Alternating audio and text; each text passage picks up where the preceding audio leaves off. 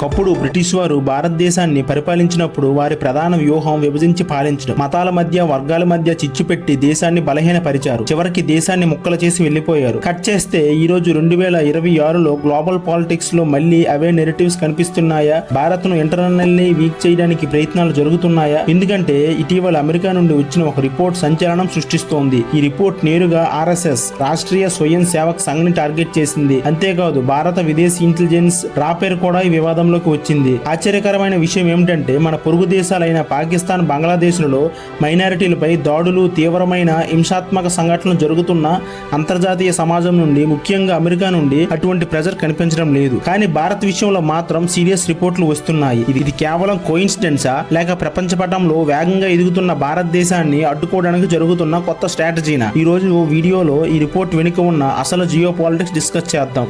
నమస్కారం, welcome to Santosh info hub. ఈ వివాదాన్ని అర్థం చేసుకోవాలంటే ముందుగా RSS గురించి కొంత తెలుసుకోవాలి. RSS 1925లో బ్రిటిష్ పాలన పీక్స్ లో ఉన్న సమయంలో ఇది ప్రారంభమైంది.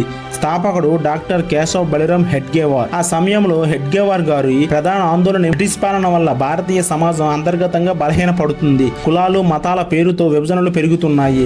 ప్రజలలో ఐక్యత, ఆత్మవిశ్వాసం సన్నగిల్లుతున్నాయి. అటువంటి సమయంలో ఆయన భావించినది ఏమిటంటే ఒక సమాజం బలంగా ఉండాలంటే, పరాయి పాలనను ఎదిరించాలంటే ముందుగా ప్రజలలో క్రమశిక్షణ ఉండాలి, ఐక్యత ఉండాలి. ఏదైనా ఆపద వస్తే వెంటనే స్పందించే వాలంటరీ స్ట్రెంత్ ఉండాలి. ఇందుకోసం ఆయన దైనందిన శాఖ వ్యవస్థను ప్రారంభించారు. శాఖ అంటే కేవలం వ్యాయామం కాదు, అందులో శారీరక వ్యాయామంతో పాటు క్రమశిక్షణ, టీమ్ కోఆర్డినేషన్, సాంస్కృతిక అవగాహన నేర్పుతారు. అయితే దాదాపు 100 సంవత్సరాల చరిత్ర ఉన్న ప్రపంచంలోనే అతిపెద్ద స్వచ్ఛంద సంస్థగా చెప్పుకునే ఈ సంస్థ ఇప్పుడు అంతర్జాతీయ రిపోర్ట్లోకి, వివాదాలలోకి ఎందుకు వచ్చింది? అమెరికా రిపోర్ట్ గురించి మాట్లాడే ముందు ఒక చిన్న బ్యాక్గ్రౌండ్ అర్థం చేసుకోవాలి. గత కొన్నేళ్లుగా, ముఖ్యంగా రష్యా ఉక్రెయిన్ యుద్ధం ప్రారంభమైనప్పటి నుండి భారత్ విదేశాంగ విధానంలో పెద్ద మార్పు వచ్చింది. పాశ్చాత్య దేశాల ఒత్తిడికి లొంగకుండా భారత్ తన జాతీయ ప్రయోజనాలకే ప్రాధాన్యత ఇస్తుంది. రష్యా నుండి చౌకగా ముడి చమురు కొనడమే దీనికి ఒక ఉదాహరణ. ఈ వీడియో ఒకసారి చూడండి. But again, India should understand that we're not going to make the same mistakes with India that we made with China 20 years ago in terms of saying, oh, you know, we're going to let you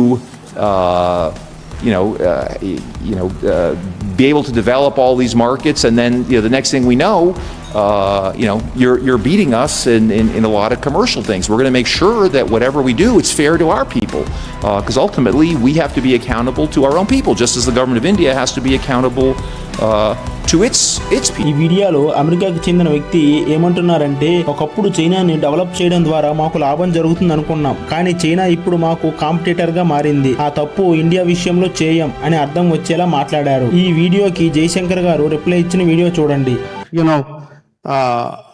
The rise of countries. I also want to end with that point. Rise of countries are determined by the countries. The rise of India will be determined by India. It will be determined by our strength, not by the mistakes of others. దీనికి జయశంకర్ గారి మాటల ద్వారా భారత్ ఒక స్పష్టమైన signal ఇచ్చింది. భారత్ ఇప్పుడు నిర్ణయాలు తీసుకునేది ఎవరి ఒత్తిడి మీదో కాదు, కేవలం తన నేషనల్ ఇంట్రెస్ట్స్ మీద. భారత్ ఒక స్వతంత్ర శక్తిగా ఎదుగుతోంది. ఆశ్చర్యకరంగా భారత్ ఈ విధంగా తన వాయిస్ ను బలంగా వినిపించిన కొన్ని రోజులకే అమెరికా నుండి ఈ వివాదాస్పద రిపోర్టులు రావడం ఇప్పుడు సెన్సేషన్. ఇప్పుడు అసలు వివాదానికి కారణమైన రిపోర్ట్ గురించి చూద్దాం. అమెరికాలో USCIRF, United states commission on international religious freedom అనే ఒక మిషన్ ఉంది. ఇది నేరుగా US గవర్నమెంట్ కాదు, కానీ ప్రభుత్వానికి సలహాలు ఇచ్చే ఒక స్వతంత్ర అడ్వైజరీ బాడీ. ఈ ప్రపంచ దేశాలలో మత స్వేచ్ఛ ఎలా ఉందో రివ్యూ చేసి ప్రతి సంవత్సరం రిపోర్ట్ ఇస్తుంది. ఈసారి రిపోర్ట్ లో భారత్ గురించి చాలా సీరియస్ అబ్జర్వేషన్స్ పెట్టారు. వారు ప్రధానంగా చెప్పినవి మైనారిటీల భద్రతపై ఆందోళనలు, మత స్వేచ్ఛ తగ్గుముఖం పట్టడం, చట్టపరమైన వాతావరణంపై విమర్శలు. కానీ ఈసారి పెద్ద డిస్కషన్ ఎందుకు మొదలైందంటే, ఈ రిపోర్ట్ మొదటిసారి RSS ని డైరెక్ట్ గా మెన్షన్ చేసింది.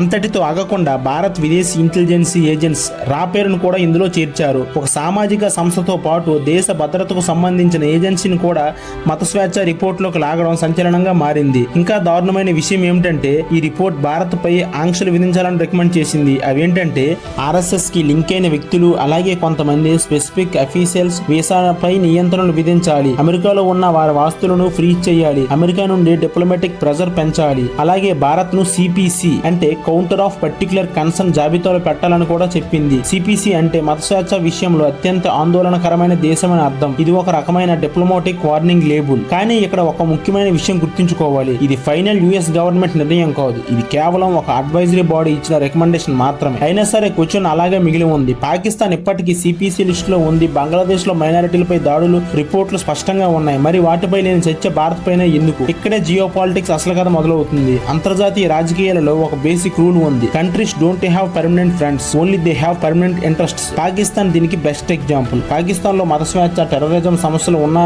అమెరికా వారితో సంబంధాలను పూర్తిగా తెంచుకోదు. ఎందుకంటే వారి స్ట్రాటజికల్ లొకేషన్ అమెరికాకు అవసరం. ఇది ఫ్రెండ్షిప్ కాదు, ప్యూర్ క్యాలిక్యులేషన్. ప్రపంచ రాజకీయాలలో ఒక అలిఖిత చట్టం ఉంది. ఏ దేశం వేగంగా ఎదిగితే ఆ ఎదుగుదలను మిగతా ప్రపంచం ఊరికే చూస్తూ ఉండదు. రైజింగ్ పవర్ అంటే ఫ్యూచర్ కాంపిటీషన్. భారత్ ఇప్పుడు ప్రపంచంలోనే ఫాస్టెస్ట్ గ్రోయింగ్ మేజర్ ఎకానమీ పెరుగుతోంది. టెక్నాలజీ, మ్యానుఫ్యాక్చరింగ్, డిఫెన్స్ రంగాలలో భారత్ బలంగా పెరుగుతోంది. డిప్లొమాటిక్ లెవెల్లో భారత్ సొంత నిర్ణయాలు తీసుకుంటుంది. ఒకప్పుడు చైనా విషయంలో జరిగిన తప్పును భారత్ విషయంలో రిపీట్ చేయకూడదని క్లియర్గా బయటికి వచ్చి చెప్తున్నారు. చైనా ఒకప్పుడు లో కాస్ట్ మ్యానుఫ్యాక్చరింగ్ కంట్రీ మాత్రమే, కానీ ఇప్పుడు గ్లోబల్ ఎకానమిక్ బ్యాలెన్స్ ని శాసించే స్థాయికి చేరింది.